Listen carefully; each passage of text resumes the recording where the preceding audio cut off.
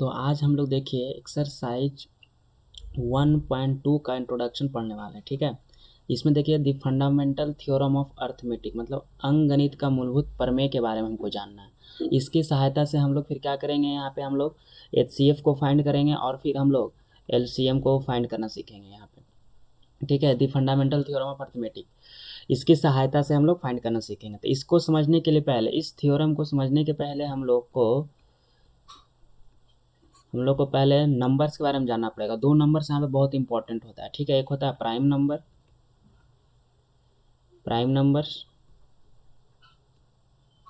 एक होता है कंपोजिट नंबर। ठीक है, एक होता है कंपोजिट नंबर, इसी को हम लोग हिंदी में हम लोग बोलते हैं अभाज्य या फिर रूढ़ संख्या। ठीक है, और इसको हम लोग बोलते हैं यौगिक या फिर भाज्य संख्या। देखो हम क्यों बोल रहे हैं कि दोनों नंबर बहुत ज़रूरी है इस थ्योरम को समझने के लिए।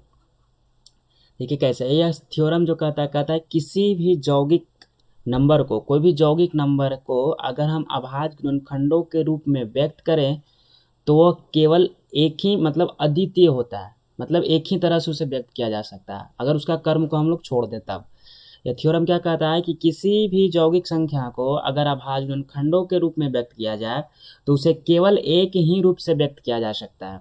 ठीक है, अगर हम कर्मों को छोड़ दें, जैसे देखिए अगर हमारे पास 16 मान लीजिए, ये क्या है, अब देखिए मालूम नहीं क्या भाज्य है अभाज्य है। ठीक है, हम मान के यहाँ पे चल रहे हैं क्या है, भाज्य है। तो अगर ये भाज्य संख्या है तो अगर हम इसको अभाज्य के रूप में व्यक्त करेंगे तब देखिए क्या होगा, 2 यानी 62 पर पावर 6। ठीक है, तो यह बोला है कि किसी भी यौगिक नंबर को यदि अभाज्य संख्याओं के गुणनखंड के रूप में व्यक्त किया जाए तो वह केवल एक ही तरह से व्यक्त किया जा सकता है। ठीक है, तो पहले इससे पहले हमको समझने से पहले इस थ्योरम को क्या समझना पड़ेगा, हमको प्राइम नंबर और को प्राइम नंबर या कंपोजिट नंबर। को प्राइम नंबर अलग होता है, कंपोजिट नंबर। ठीक है, तो आइए हम लोग चलते हैं कहाँ पे, प्राइम नंबर के पास चलते हैं। तो देखिए प्राइम नंबर क्या बोलता है। प्राइम नंबर कहता है कि वैसी संख्या कहलाती है, प्राइम नंबर वैसी संख्या अभाज्य संख्या कहलाती है जो केवल अपने आप और एक से कटे। ठीक है, वैसी संख्या जो केवल अपने आप और एक से कटे। जैसे मान लीजिए हमारे पास कोई नंबर है, मान लेते हैं जैसे 5 है। ठीक है, तो 5 को जब डिवाइड करेंगे देखिए एक से तो सारा कटता है, कोई भी नंबर, सारा नंबर जो है एक से क्या होता है, कटता है। तो ठीक है, तो एक तो हो गया, इसको लिख सकते हैं 1 इंटू 5। देखिए 5 जो है 1 से कट रहा है और एक खुद से कट रहा है। ठीक है, तब इसको हम क्या लिख सकते हैं, इसको हम लिख सकते हैं अभाज्य संख्या। ठीक है, डेफिनेशन क्या बोला है, वैसी संख्या जो केवल अपने आप और एक से कटे। ठीक है, तो एक से तो सारी नंबर कटेगा, तो देखिए अपने आप से मतलब 5, जैसे और अगर हम ले लें, जैसे मान लेते हैं 9। ठीक है, 9, तो 9 को कैसे लिख सकते हैं, 1 तो सब में होगा, तो 1 इंटू 3 इंटू 3। ठीक है, तो क्या है अभाज्य संख्या, देखो तो डेफिनेशन क्या रहा, अपने आप और केवल 1 से, तो 1 से तो सेटिस्फाई कर रहा है। ठीक है, लेकिन क्या है अपने आप से कट रहा है, अपने आप से भी कटेगा, ये भी सेटिस्फाइड कर रहा है। ठीक है, इसको हम ऐसे भी लिख सकते हैं 1 इंटू 9। तो देखिए यहाँ तक अपने आप से भी सेटिस्फाई कर रहा है, लेकिन यहाँ पे देखिए ये जो वर्ड है केवल, ठीक है, केवल मतलब क्या है कि इसमें सिर्फ 1 और 9 ही होना चाहिए। जैसे यहाँ पे 1 और 5, इसको हम अगर और कोई गुणनखंड करो तो नहीं होगा, 5 इंटू 1 भी सेम ही चीज़ है। ठीक है, लेकिन इन 9 को देखो 1 इंटू 9 भी लिख सकते हैं, 1 इंटू 3 लिख सकते हैं। तो ये क्या अभाज्य संख्या होगा, तो यहाँ पे हम लिख सकते हैं क्या चीज़, ये अभाज्य संख्या नहीं होगा। ठीक है, तो डेफिनेशन समझ गए, क्योंकि अभाज्य संख्या समझ जाओगे तो भाज्य आसानी होगा। फिर से एक बार, वैसी संख्या जो केवल अपने आप और एक से कटे। ठीक है, कोई भी नंबर हो जो सिर्फ एक और अपने आप से कटे उसे हम लोग अभाज्य संख्या कहेंगे। ठीक है, या नहीं तो फिर ऐसे एक डेफिनेशन है इसका कि वैसी संख्याएं जिसे 2 या 2 से अधिक गुणनखंडों के रूप में व्यक्त नहीं किया जा सके। ठीक है, वैसी संख्या जिसे 2 से अधिक गुणनखंडों के रूप में व्यक्त नहीं किया जा सके उसे हम लोग अभाज्य संख्या भी कहते हैं। जैसे हम क्या बोले कि दो संख्याओं के गुणनखंड, ठीक है, 2 से ज़्यादा इसका गुणनखंड नहीं होना चाहिए। जैसे हम यहाँ पे 9 लिए, ठीक है, तो 9 का देखिए गुणनखंड कितना हो जाएगा, 1 भी हो रहा है, 3 भी हो रहा है और खुद 9 भी हो रहा है, ठीक ना। तो इसका देख रहे हैं 2 से ज़्यादा गुणनखंड है, तो वैसी संख्या है जिसका 2 से ज़्यादा गुणनखंड हो जाएगा वो अभाज्य संख्या नहीं कहलाएगी, ठीक है। देखिए इसका डेफिनेशन यहाँ पे लिखा हुआ है कि कोई धन पूर्णांक को अभाज्य कहते हैं यदि उसे 2 या 2 से अधिक ऐसे गुणनखंडों के रूप में व्यक्त नहीं किया जा सके जिनमें प्रत्येक गुणनखंड उस पूर्णांक से छोटा हो। मतलब सेम चीज़ यही लिखा जो हम बोले हैं, इसमें क्या कर दिया है कि बोला है कि ऐसे रूप में व्यक्त नहीं किया जा सके कि उसका जो गुणनखंड है उस संख्या से छोटा हो। जैसे देखिए 3 है ना, 3 क्या है, गिवन नंबर जो हमारे पास 9 है उससे क्या है, छोटा है। तो देखिए व्यक्त हो रहा है, तो व्यक्त हो रहा है तो इसको हम लोग क्या बोल सकते हैं, यह अभाज्य संख्या नहीं है। मतलब कोई भी संख्या लेंगे उसको ऐसा गुणनखंड लिखना है कि जो गिवन नंबर है उससे छोटा गुणनखंड हमको नहीं मिलना चाहिए। अगर छोटा गुणनखंड मिल जाता है तो वो अभाज्य संख्या नहीं कहलाएगा, ठीक है। जैसे इसका एग्जाम्पल हो जाएगा बहुत सा, अगर हम बात करें एग्जाम्पल तो क्या हो जाएगा, 2 हो जाएगा, 3 हो जाएगा, 5 हो जाएगा, 7 हो जाएगा। अब देखिए 9 क्या होगा, 9 तो नहीं होगा, अभी चेक किए 9 नहीं होगा तो क्या होगा, 11 हो जाएगा, 13 हो जाएगा। अब देखिए 15 क्या होगा, यहाँ पे 15, तो देखिए 15 को लिखिए 15, तो 15 में देखिए 1 से भी कट रहा है, 3 से भी कट रहा है, 5 से भी कट रहा है और खुद 15 से भी कट रहा है। अगर हम इसको करेंगे तो देख रहे हैं कितना, एक तो खुद से और एक से तो कट रहा है, ठीक है, एक और 15 से तो कटेगा, लेकिन बीच में क्या आ गया, 3 और 5 भी आ गया, तो इसका मतलब क्या है कि 2 से ज़्यादा गुणनखंड हो गया। वैसे देखो तब भी अभाज्य नहीं होगा।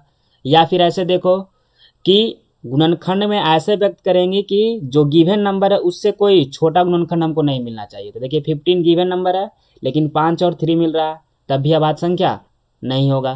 तो 15 हम लोग नहीं लेंगे, यहाँ पे कहाँ जाएंगे, डायरेक्ट 17, इसी प्रकार 19, 23, इसी प्रकार जाते जाओगे इन्फिनाइट तक हम लोग को मिलेगा, ठीक है। तो अभाज्य संख्या क्लियर हो गया। अब देखिए नेक्स्ट है भाज्य संख्या। तो भाज्य संख्या देखिए क्या होगा, तो भाज्य संख्या जो होगा वो क्या होगा कि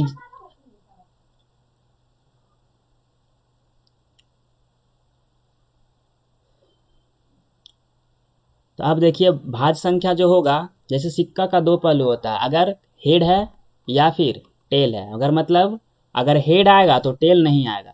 सिमिलरली वहाँ यहाँ पे भी यही तरह, अगर कोई नंबर अभाज्य हो गया, ठीक है, कोई नंबर अगर अभाज्य है तो भाज्य नहीं होगा, ठीक है।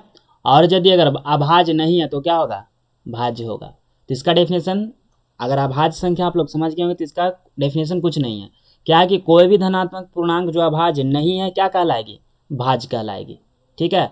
मतलब वैसा नंबर जो अभाज्य नहीं है उसे हम लोग भाज्य संख्या कहते हैं, ठीक है। इसको हम लोग यौगिक संख्या भी बोलते हैं, ठीक है, इसको हम लोग यौगिक भी बोलते हैं, उसको हम लोग रूट भी बोलते हैं, रूट संख्या या जनरली अभाज्य संख्या और भाज्य संख्या, ठीक है। तो इसका डेफिनेशन तो हो गया कि कोई धनात्मक पूर्णांक जो अभाज्य नहीं है वो क्या होगा, भाज्य कहलाएगा।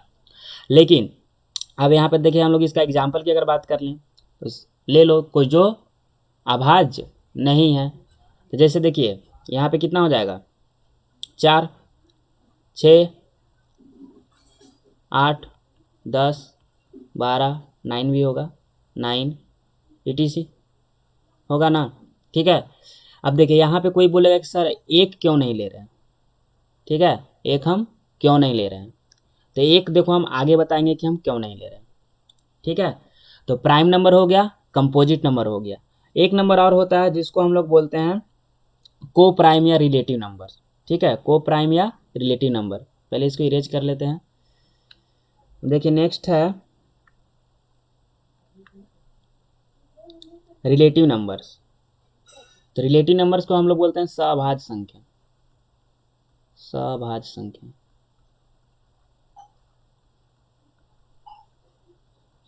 सभाज्य संख्या। अब देखिए ये क्या बोलता है, तो रिलेटिव नंबर होता है क्या कि अगर कोई 2 नंबर लें, ठीक है, जैसे मान लीजिए ए और बी, कोई भी पॉजिटिव होना चाहिए, ठीक है, कोई भी क्या हो जाए, ए और बी जहाँ पे पॉजिटिव है, तो ए और बी कोई 2 नंबर है, ठीक है। यदि इन दोनों का हम HCF लें, ए कॉमा बी, अगर HCF 1 आ गया, क्या आ गया, HCF 1 आ गया, तो ये जो नंबर दिया हुआ है A और B, तो A और B जो क्या कहलाएंगे, आपस में एक दूसरे के लिए अभाज्य कहलाएंगे या फिर सअभाज्य संख्या कहलाएंगे। ठीक है, मतलब वैसा दो नंबर दिया हो जिसका HCF क्या हो, 1 हो, तो वो नंबर क्या कहलाते हैं आपस में, सअभाज्य कहलाती है। ठीक है, सअभाज्य कहलाती है। इसका डेफिनेशन देखिए क्या होगा, तो अगर इसका डेफिनेशन की अगर हम बात करें तो देखिए क्या होगा कि वैसी दो संख्याएं जिनका HCF 1 हो, वह संख्या आपस में क्या कहलाती है, सअभाज्य संख्या कहलाती है। कोई भी दो नंबर, ठीक है, यानी वैसा युग्म, ठीक है, युग्म में कितना नंबर होता है, 2 नंबर, तो वैसा संख्याओं का युग्म जिसका HCF 1 हो वो क्या कहलाएगी, आपस में एक दूसरे के लिए अभाज्य कहलाएंगे या फिर सअभाज्य कहलाएंगे।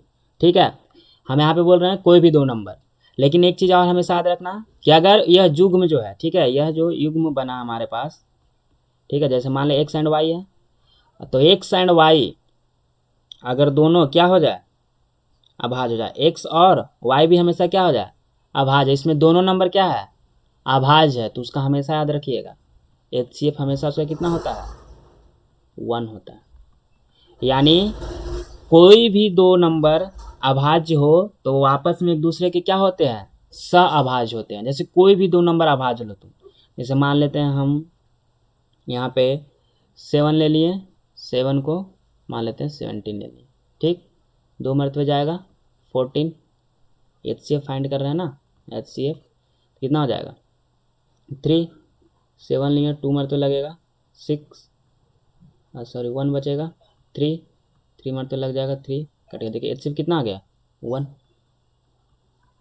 HCF जो होगा 14 और क्या था 17 था ना, तो 17 हो जाएगा, तो जो HCF होगा 17 कॉमा 7 का कितना हो जाएगा 1 हो जाएगा। ठीक है, तो कोई भी दो नंबर जिनका HCF 1 हो वो सअभाज्य कहलाएगी, और हमेशा HCF चेक करने की जरूरत नहीं है। अगर नंबर दोनों अभाज्य है तो उसका ऑब्वियस सी बात है कि HCF कितना आएगा, हमेशा 1 आएगा। तो इसको हमेशा याद रखिएगा कि यदि दो अभाज्यों का HCF फाइंड करने हम जाएंगे तो उसका HCF हमेशा क्या आएगा, 1 आएगा, और वह हमेशा एक दूसरे का क्या होता है, को प्राइम होता है। ठीक है, तो देखिए आप प्राइम नंबर समझ गए। प्राइम नंबर क्या होता है, वैसी संख्या जो केवल अपने आप और एक से कटे उसे हम लोग अभाज्य संख्या कहते हैं। ठीक है, अभाज्य संख्या क्या होती है, वैसी संख्या जो अभाज्य नहीं है वो क्या कहलाएगी, भाज्य संख्या कहलाएगी। और रिलेटिव नंबर्स क्या होता है, वैसी दो संख्याओं या वैसी संख्याओं का युग्म जिनका HCF 1 हो उसे हम लोग सअभाज्य संख्या या फिर रिलेटिव नंबर बोलते हैं। ठीक है, अब हम लोग देखिए आते हैं फंडामेंटल थ्योरम ऑफ अर्थमेटिक में। प्राइम नंबर हो गया, कंपोजिट नंबर हो गया, रिलेटिव नंबर्स हो गया। अब हम लोग चलते हैं कहाँ पे, the fundamental theorem of arithmetic. देखिए ये क्या कहता है, देखिए ये क्या बोलता है, कह रहा है कि प्रत्येक यौगिक, दैट मीन्स भाज्य, ठीक है, इसी यही कारण था कि भाज्य हम पहले पढ़ाएं। ठीक है, क्योंकि अगर भाज्य और अभाज्य नहीं जानेंगे तो ये थ्योरम का कोई मीनिंग नहीं रह जाएगा, समझ में नहीं आएगा। तो क्या बोला है, प्रत्येक यौगिक संख्या को अभाज्यों के, ठीक है, अभाज्यों के गुणनफल के रूप में एक और केवल एक ही रूप में व्यक्त किया जा सकता है। ठीक है, क्या बोल रहा है, एक ही केवल एक ही रूप में व्यक्त किया जा सकता है। सिर्फ क्या दिया है कि गुणनखंडों के क्रम को छोड़कर, मतलब गुणनखंड को कर्म जो है उससे फर्क नहीं पड़ता इसमें। ठीक है, जैसे देखिए अगर हमारे पास मान लीजिए यहाँ पे 212 है, ठीक है, तो 212 को अगर हम अभाज्य गुणनखंडन करने जाए, जैसे देखिए यहाँ पे 212 को अभाज्य गुणनखंडन करने जाए तो कितना मरतबा लगेगा, 2 मरतबा लगेगा। ठीक है, तो कितना हो जाएगा 10, और फिर एक बचेगा नहीं, 2 छक 12, फिर 2 मरतबा लगेगा, कितना हो जाएगा 53, यहाँ पे 53 हो जाएगा। फिर देखिए और किसी से लगेगा, 5 3 8 हो गया, तो 3 से तो नहीं लगेगा, 5 से भी नहीं लगेगा। फिर देखिए 7 की अगर बात करें तो 7 से अगर लगेगा, 7 एकम 7, 7 8 56 नहीं लगेगा। फिर एक ही बार का 11 से भी नहीं लगेगा। फिर 13 से 13 39, 13 चौको 52 नहीं लगेगा। 17 से 17 51 नहीं लगेगा। फिर 21 तो नहीं लगेगा। अब इतना हो गया, ठीक है। तो इसको अगर हम 2 × 2 × 5 3 लिख सकते हैं ना, ठीक है। तो ये क्या बोला है कि अभाज्य गुणनखंडों, ठीक है, अभाज्य गुणनखंड अगर करेंगे तो उसको केवल एक ही रूप में व्यक्त किया जा सकता है। जैसे अगर हम इसको ऐसे लिख दें,